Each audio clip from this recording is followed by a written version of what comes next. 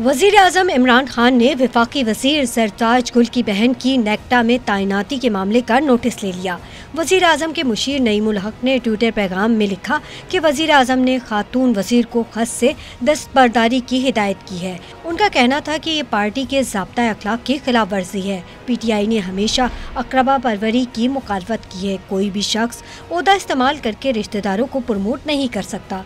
दूसरी जानिब नेक्टा ने इस मामले पर वजाहत जारी की है। नेक्टा का कहना है कि सरताज गुल ने नेक्टा को कोई खत नहीं लिखा, बल्कि उनके प्रिंसिपल स्टाफ अफसर ने सेक्रेटरी वजारत दाखिला को खत लिखा था। सरताज गुल की हमशीरा शबनम गुल को ताहाल तैनात नहीं किया गया, नोटिफिकेशन भी जारी नहीं हुआ।